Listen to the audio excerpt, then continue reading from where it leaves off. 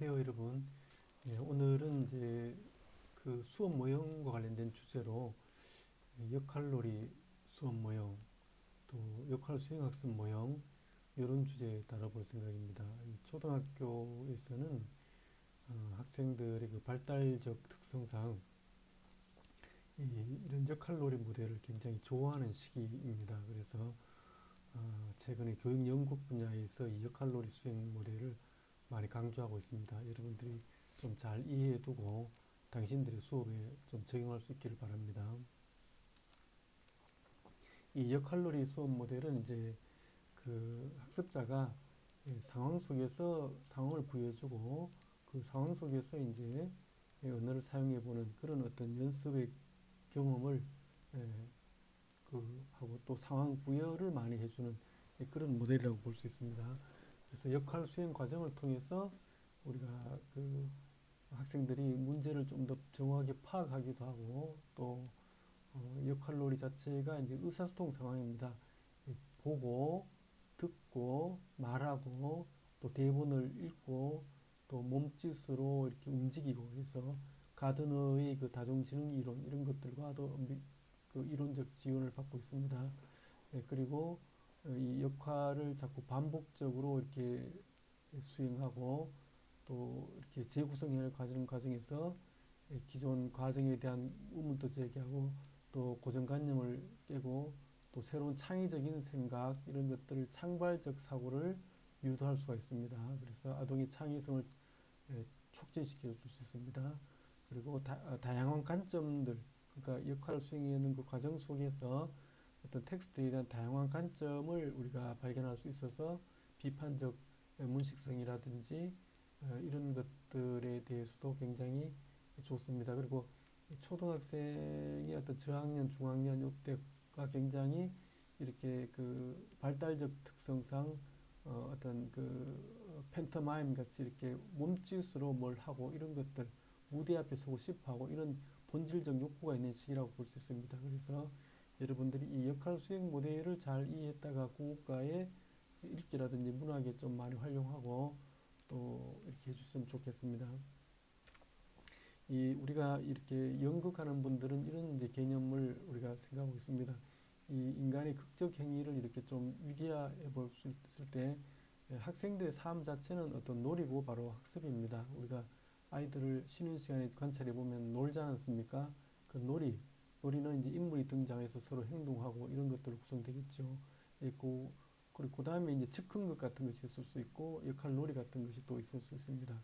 그 다음에 이게 본격화되면 이제 무대극 같은 것이 있고 이 무대극부터는 이제 예술의 하나의 어떤 영역에 속하고 그 이전까지는 이제 뭡니까 그냥 일상의 삶 생활 속에서 이런 것들이 일어납니다. 그래서 놀이와 역할 놀이는 사실은 크게 어떤 구성적인 측면에서 차이가 없습니다. 그렇지만은 그래서 학생들은 이런 자기들의 경험 영역을 확장시켜서 바로 역할 놀이로 전환시켜 줄 수 있으니까 또 이런 아동의 발달적 특성 같은 걸 고려해서 이렇게 잘 해서 이 혹은 역할 놀이 이런 것들을 수업의 하나의 그 통로, 매체, 수단으로 활용하면은 굉장히 좋다. 또 이런 것들 하게 되면은 학생이 자기 주도적으로 하기 때문에 교사가 덜 힘들고 관찰하고 또 피드백해주고 굉장히 좋다. 이런 또 효과도 있다고 증명이 되고 있습니다.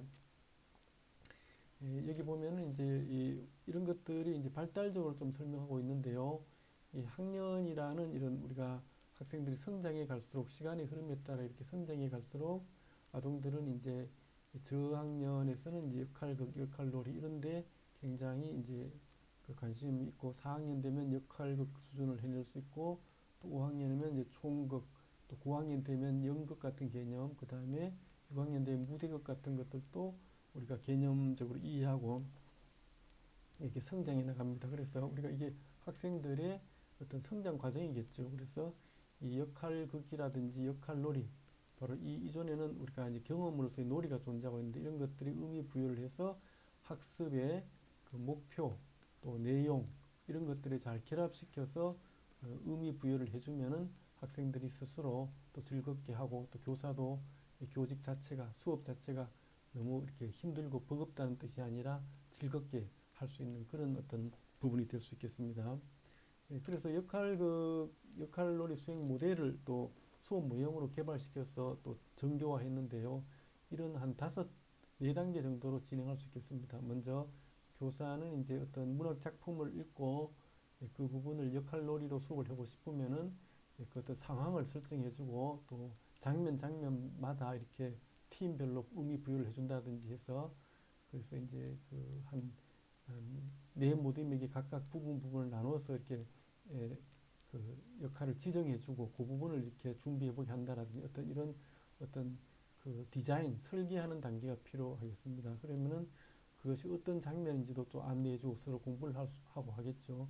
그 다음에 준비 단계가 있습니다. 그러면 학생들이 그런 것들을 대본을 만들어 보기도 하고 뭐 어떤 대본까지 필요 없으면 이렇게 바로 할 수 있겠죠. 그래서 누가 어떤 역할을 맡을 것인지 또 뭐 준비 같은 거 도구 같은 걸 준비할 수 있는데 이런 것들이 이제 여기서 준비한다고 해서 마치 무대극처럼 뭐 이렇게 의상을 준비하고 또 뭐 장황한 준비를 할 필요가 없습니다. 보통 그런 준비를 하는데 많은 에너지를 쓰는데 그런 뜻이 아니라 예컨대 뭐 교실에서 많이 사용할 수 있는 포스트잇 같은 것만 활용해도 충분합니다. 포스트잇을 가지고 가슴에 붙이고 예를 들어 나는 왕, 뭐 나는 거지, 혹은 나는 뭐 공주, 나는 뭐 장군 이렇게 해서 그 포스트잇을 붙인다는 것 정도만 해도 학생들은 그것의 의미를 굉장히 알고 또 그 말투나 또 역할을 해냅니다. 그래서 왕관을 준비한다든지 뭐 이렇게 그런 어떤 복잡한 것들을 하면 준비가 그것은 연극의 단원, 연극으로 무대극으로 개념에 가깝고 여기서는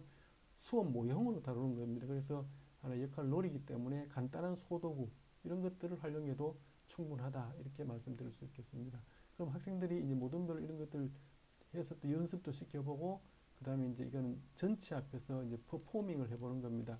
반 전체 앞에서 이제 일 모둠이 나와서 어떤 장면을 수행을 해보게 하고 또 이렇게 관찰해보고 박수도 쳐보고 이렇게 합니다. 이 과정이 끝나면은 어떤 성찰하는 단계로서의 정리평가 단계를 할 수가 있습니다. 그런데 이렇게 해서 이제 한 네 단계로만 할 수 있고 요 실현 단계를 굉장히 이렇게 도돌이표처럼 반복할 수가 있습니다. 반복. 그래서 예를 들어 일 모둠이 어떤 것을 해보고 그것이 잘못되고 반응을 해보고 그러면 다시 고쳐서 다시 반응해보고 이렇게 리프레이 현상이 가능합니다. 그래서 이 리프레이를 해보면서 학생들도 점점 그 작품에 몰입하게 되고 또 미처 처음에는 이해하지 못했던 어떤 내용을 깨닫게 되고 이렇게 할 수 있습니다. 그래서 시간도 이렇게 보낼 수 있고 또 점점 정교화할 수 있다는 이런 장점이 있습니다.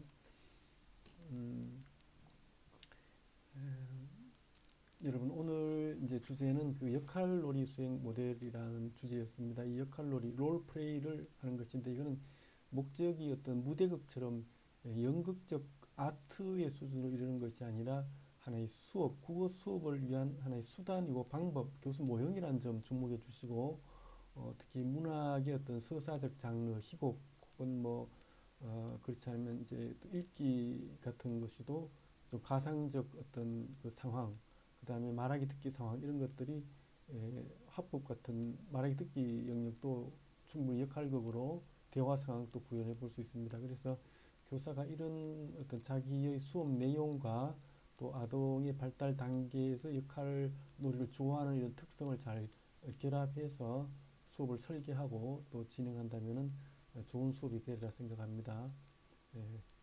감사합니다. 오늘 여기까지 하겠습니다.